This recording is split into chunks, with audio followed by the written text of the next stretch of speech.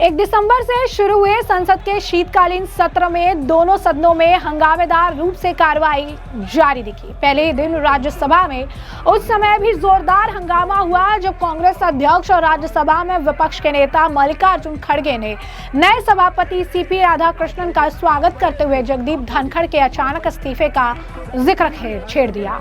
इसके बाद क्या था, इस मामले को लेकर किरण रिजिजू भी बिफर गए और उसके बाद जेपी नड्डा ने भी इस मामले पर खड़गे पर जमकर निशाना साधा और यहां तक कह दिया कि दर्द है तो डॉक्टर दिखा लीजिए।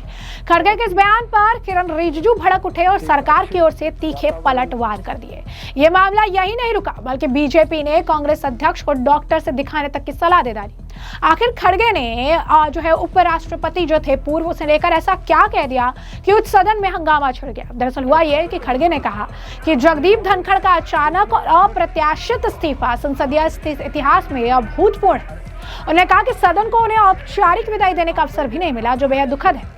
कांग्रेस नेता ने कहा कि चेयरमैन विपक्ष जितने हैं उतने ही सरकार के भी है। निष्पक्षता इस पद की सबसे बड़ी पहचान है। उन्होंने राधाकृष्णन को शुभकामनाएं देते हुए कहा कि विपक्ष सदन को सुचारू चलाने में पूरा सहयोग देगा। साथ ही उन्होंने यह भी कहा कि निष्पक्ष और न्याय संगत तरीके से सभी दलों को बोलने का अवसर मिलना चाहिए। क्या कुछ कहा खड़गे ने, सुनिए।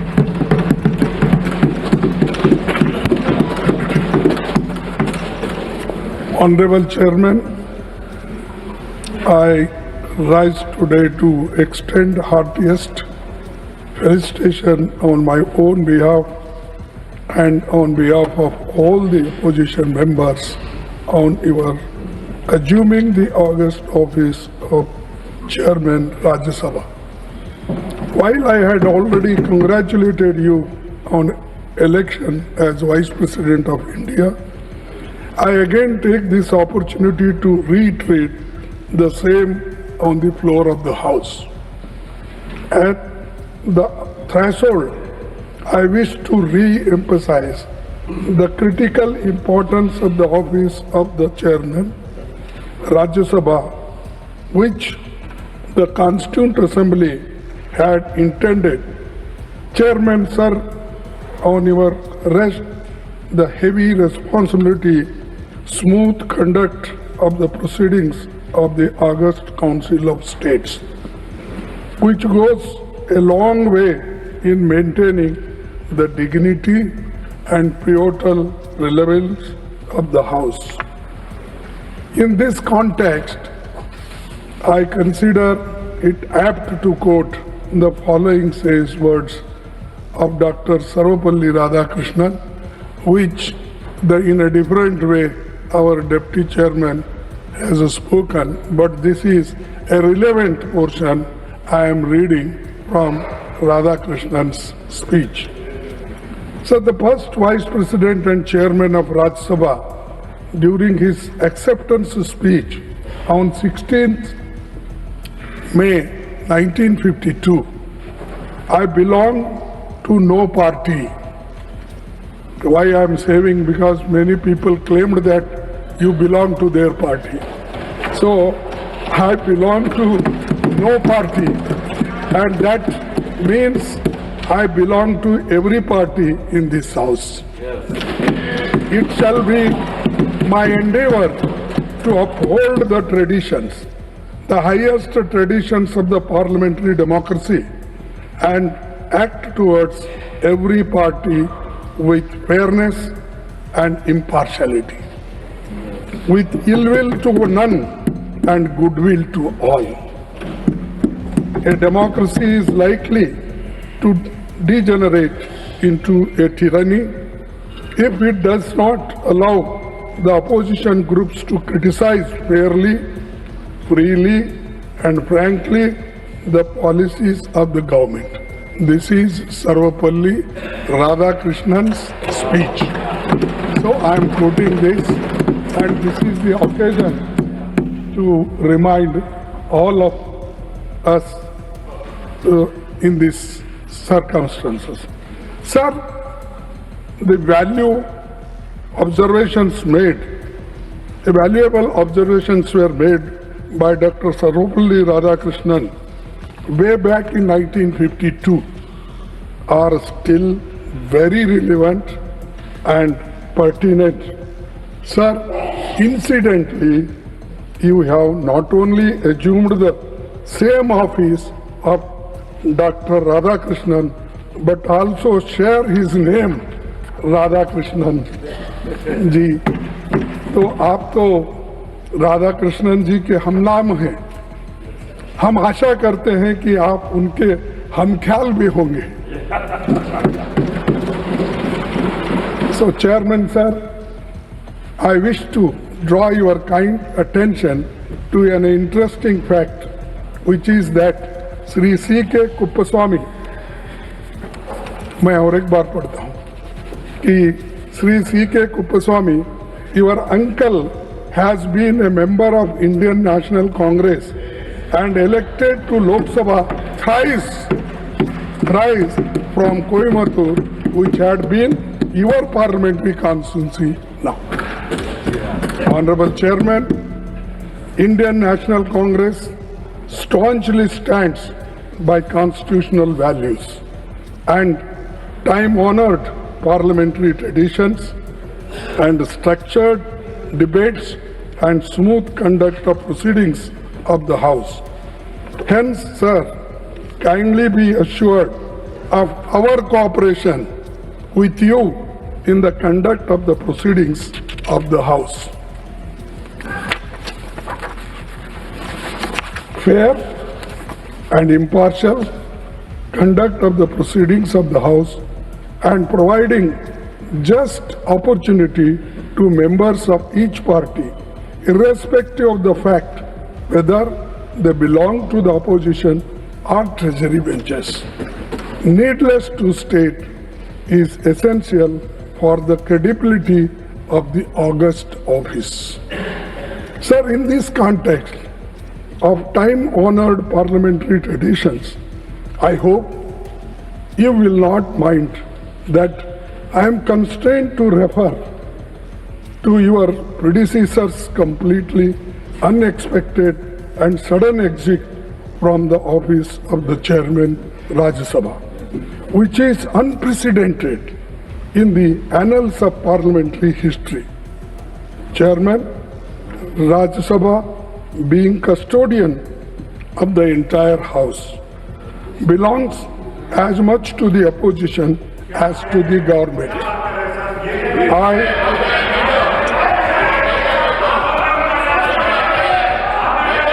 I was disheartened that the House did not get. Please आप बैठे प्लीज आप बैठे sir I look in it I will look in it I will look in it please आप बैठिए प्लीज आप बैठिए Rajya Sabha I look in it please आप बैठिए house belongs as much to the opposition as to the government. Please, आप बैठिए I was disheartened Please, that the House did not get an opportunity to bid him a farewell. Regardless, I wish him, on behalf of the entire opposition, a very healthy life.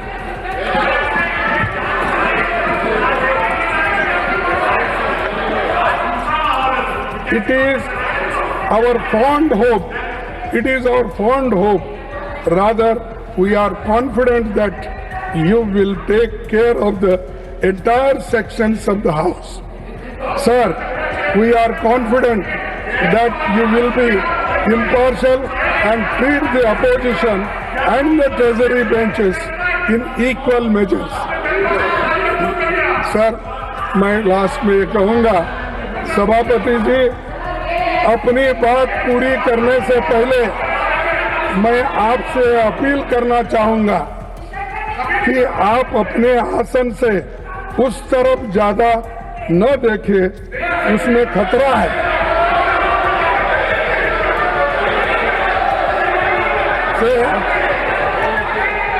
कि आप अपने आसन से उस तरफ ज्यादा न देखें, लेकिन उसमें आप इधर नहीं देखेंगे, तो ये भी खतरा है। बैठिए भैया, आप उधर जी, देखेंगे आप तो बैठिए, खतरा है look at ज्यादा। it. आप अगर बैठिए। इधर नहीं देखेंगे तो वो भी खतरा है। तो इसलिए दोनों तरफ आप संतुलन बना रखेंगे तो अच्छा होगा। इसीलिए मैं आपके सफल कार्यकाल की कामना करता हूं। आप जो जिस बैकग्राउंड से आए हैं, जिसका जिक्र प्रधानमंत्री जी ने यहाँ पर किया, ठीक है, हम मानते हैं, लेकिन आप ये भी नहीं भूलना चाहिए कि ये कांग्रेस के घराने से आप आए हैं। और दूसरा कि प्रधानमंत्री बाहर बहुत जोरदार तकरीर करके आए और अपना प्रेस कॉन्फ्रेंस करे और हमारे ऊपर भी बहुत इनडायरेक्टली हमला किए, लेकिन उसका जवाब तो हम मुंहतोड़ यहाँ पर देंगे फिर उसके बाद में जो कुछ था। इसीलिए आपकी शुभकामना मैं देता हूँ। आप सबको धन्यवाद। किरण रिजिजू जी, तो जैसे कि हमने खड़गे का बयान सुना, खड़गे के बोलते ही सरकार के मंत्रियों और भाजपा सांसदों ने कड़ी आपत्ति जताई। संसदीय कार्य मंत्री किरण रिजिजू इसके बाद उठ खड़े हुए। उन्होंने कहा कि ये स्वागत का अवसर है। प्रधानमंत्री ने गरिमा के साथ बात रखी। यहाँ धनखड़ जी का मुद्दा उठाना बिल्कुल अनुचित है। रिजिजू ने आरोप लगाया कि कांग्रेस के पूर्व चेयरमैन के खिलाफ पहले भी 2 बार अविश्वास प्रस्ताव लाया और जिस भाषा का इस्तेमाल किया वो सबके सामने है। सुनिए क्या कुछ कहा किरण रिजिजू ने। किरण रिजिजू जी, It is a very solemn occasion, and Honorable Leader of Opposition has made his customary remarks to felicitate the Honorable Chairman. Honorable Prime Minister has made very dignified remarks as part of the felicitation event. What I want to make a very specific point is why Honorable Leader of Opposition should refer to a case which was not necessary to be raised at this moment. Number one.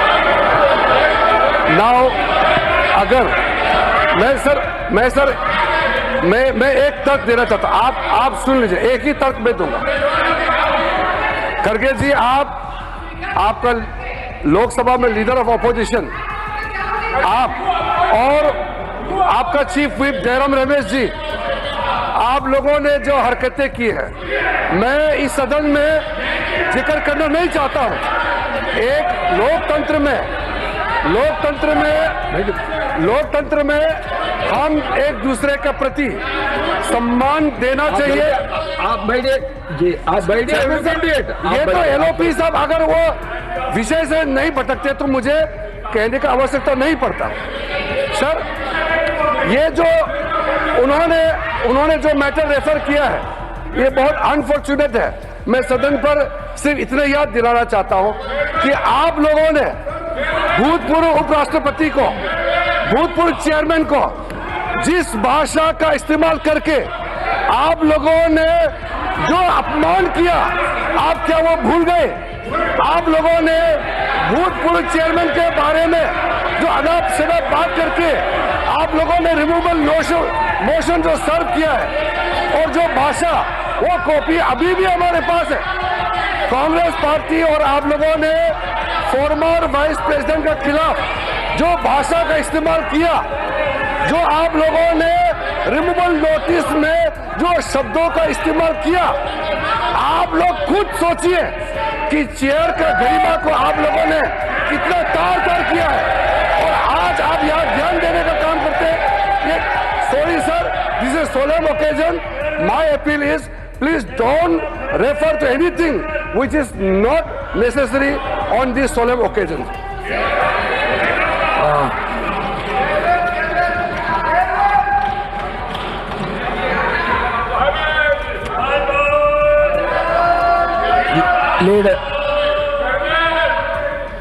Leader of the House.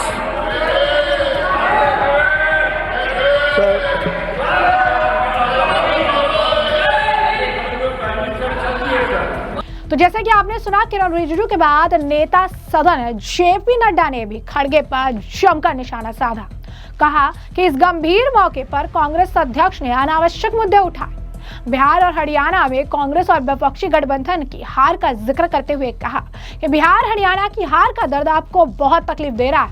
ये दर्द सदन में मत निकालिए, अगर दर्द है तो डॉक्टर को दिखाइए। नड्डा ने कहा कि कांग्रेस खुद जो है वो धनखड़ पर 2 बार अविश्वास प्रस्ताव लाकर गरिमा के खिलाफ काम कर चुकी है, इसलिए आज उनके इस्तीफे का जिक्र करना उचित नहीं। सुनिए क्या कुछ कहा जेपी नड्डा ने।